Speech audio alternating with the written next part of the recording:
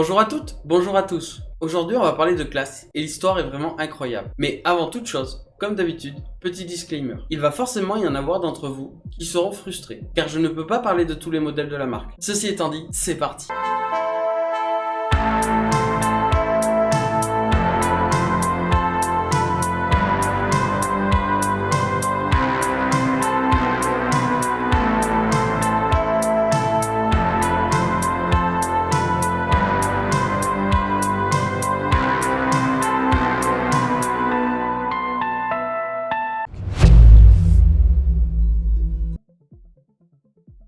Tout commence le 8 avril 1913 à Klarholzherde. en Westphalie orientale en Allemagne, où Auguste Claas, alors âgé de 25 ans, crée une entreprise de réparation et de fabrication de lieuses de paille, dans le seul but de sauver l'exploitation de son père qui menace d'être vendu aux enchères. Auguste tente même un coup de poker, en envoyant une lettre à l'administration en écrivant, je cite, Permettez-moi de vous informer que j'exerce une activité à mon propre compte depuis le 8 avril 1913.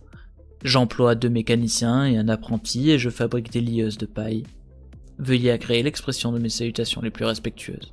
Auguste Claas. En fait, les 2 mécaniciens qu'il cite et l'apprenti n'étaient autres que ses 3 frères, Bernard, Franz et Théo. L'entreprise portait alors le nom de Gebrüder Claas. pour les frères Claas. Bien tenté, mais cela ne suffira pas, car en 1914, vous le savez, c'est le début des hostilités dans le monde. Auguste et ses frères sont appelés sous le drapeau, et l'entreprise cesse donc son activité. Malheureusement, pendant cette période, n'étant pas présents, les frères ne peuvent pas empêcher la vente aux enchères de l'exploitation familiale. Ils perdent tout. L'exploitation, mais aussi la maison familiale, ainsi que les animaux et le matériel.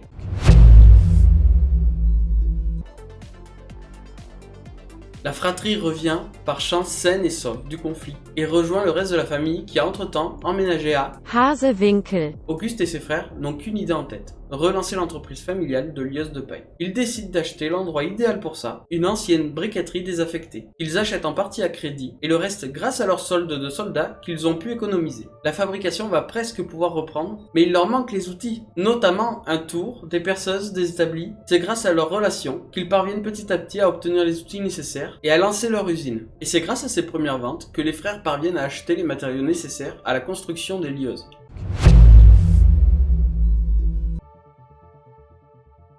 Bon, il faut que je vous explique un truc. Vous en doutez, à l'époque, les lieuses de paille, ce n'étaient pas nos presses d'aujourd'hui qui avalent sans broncher.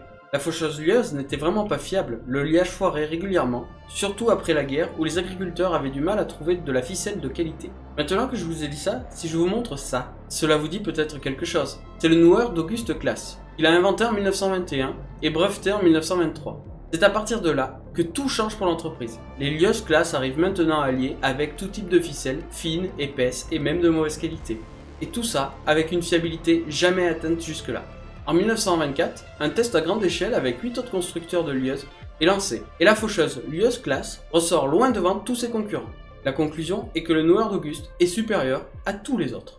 C'est à partir de là que la demande en presse Claas explose dans le pays au point que l'Allemagne va arrêter d'importer des lieuses de l'étranger et que Claas va même commencer à exporter dans les pays voisins. En 1930, la barre des 10 000 lieuses vendues est franchie.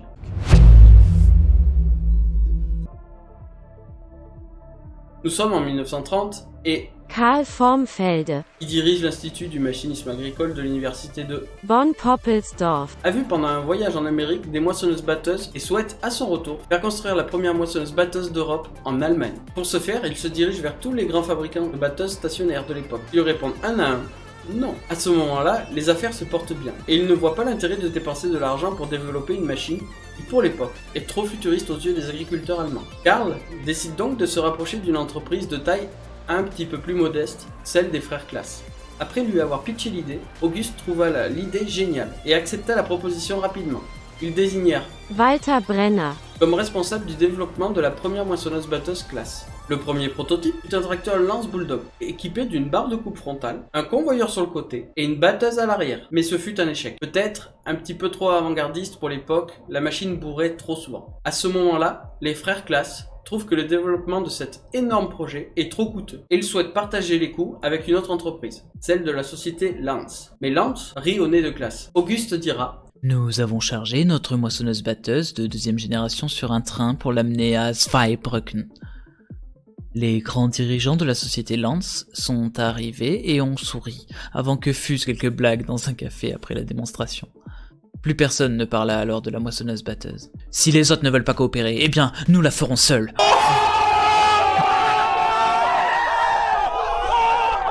À partir de 1935, Claas décide de simplifier ce système et se concentre sur le développement d'une moissonneuse-batteuse tractée. L'idée est simple, prendre une faucheuse-lieuse, séparer la partie faucheuse et la partie lieuse, et insérer entre les deux une batteuse. Voilà la recette de la MDB pour Mähdreschbinder. ou en français, moissonneuse-batteuse lieuse. Cette fois-ci, la machine est fiable et commence sa commercialisation en 1936, avec comme slogan sur le prospectus, la moisson en une seule opération. Ce fut pour l'époque un succès commercial modéré, avec 1400 MDB vendus entre 1936 et 1943, car l'usine tourna au ralenti pendant la guerre.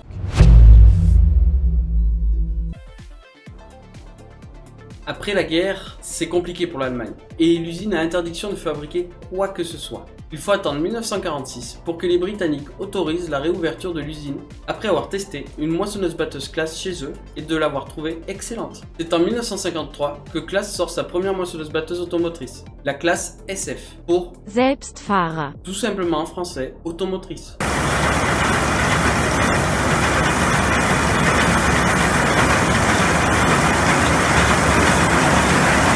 Une machine livrée soit avec une trémie, soit avec un système d'ensachage du grain. En 1962, c'est des machines très modernes pour leur époque et de gros gabarits, avec une coupe pouvant aller jusqu'à 6 mètres avec la Matador et la Matador Gigant. Dans le même temps, Claas fabrique aussi des presses à petites bottes carrées, avec en 1953 la classe HD, et plus tard, en 1963, avec les classes Medium et Maximum.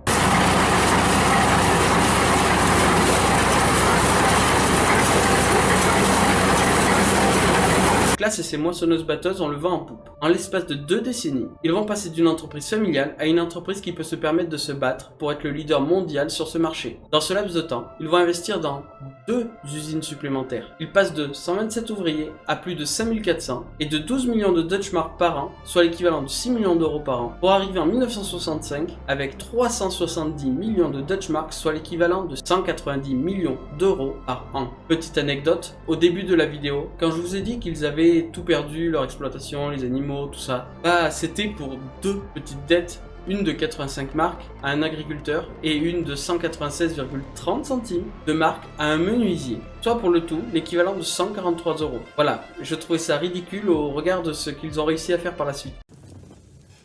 Ouais, c'est pas faux.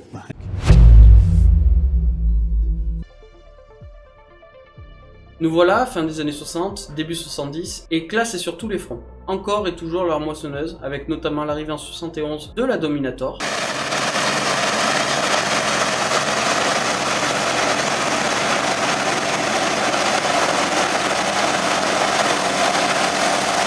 Il continue d'innover aussi du côté des presses, avec le trio gagnant de la plus petite à la plus grande avec la Trabant.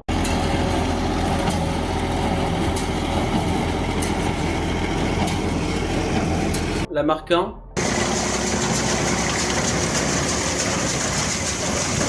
et la Dominant.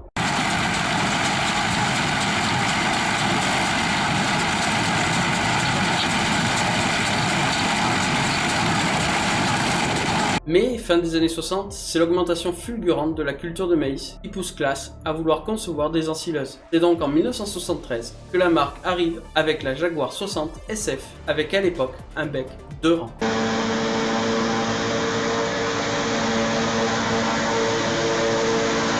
Rapidement, en 75, la gamme grossit avec l'arrivée de la 80 SF, de ses 213 chevaux et de son bec à 4 rangs.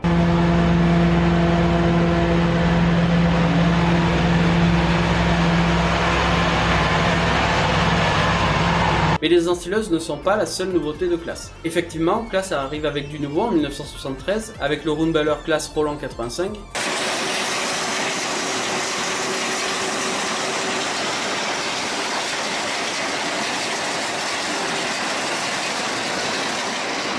Quelques années plus tard, en 1988, il y a encore du nouveau, avec l'arrivée des presses à haute densité, avec notamment la Quadrant 1200.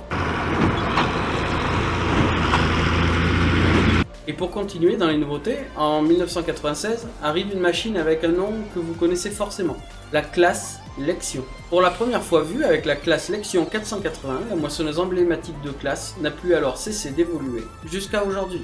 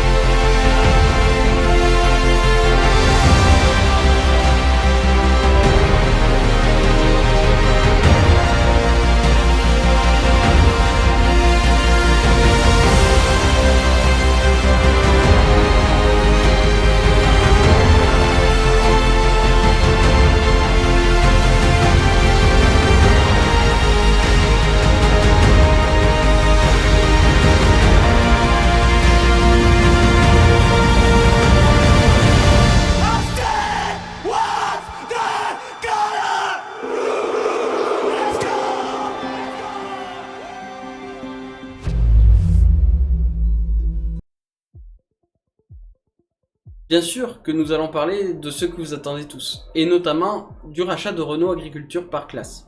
Mais d'abord, il faut que je vous parle des tracteurs pré-Renault. Non, le premier tracteur classe n'est pas le Xerion, comme je le pensais avant de me documenter pour cette vidéo.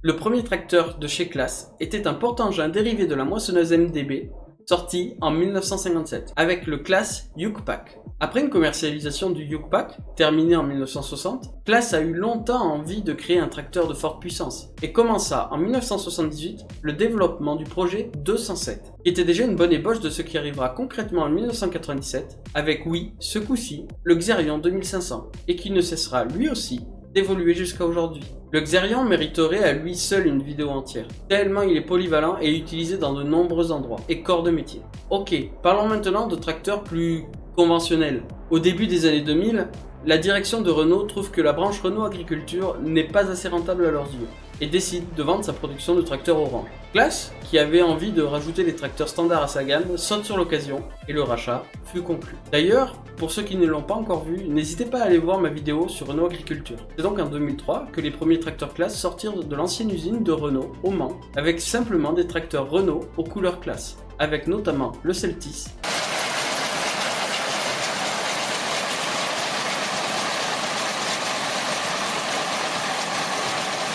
l'Ares,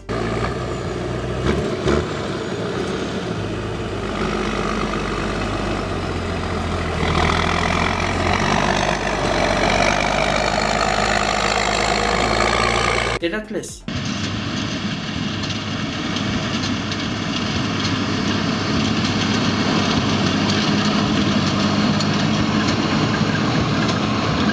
Assez rapidement, Classe planche sur ses propres modèles et sort en 2006 le Classe Action allant jusqu'à 260 chevaux.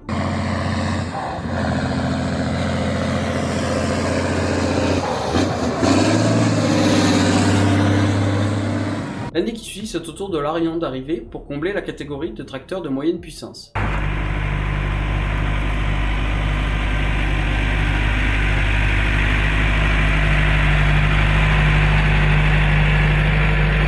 Puis enfin l'Axos, pour les tracteurs de cours de ferme.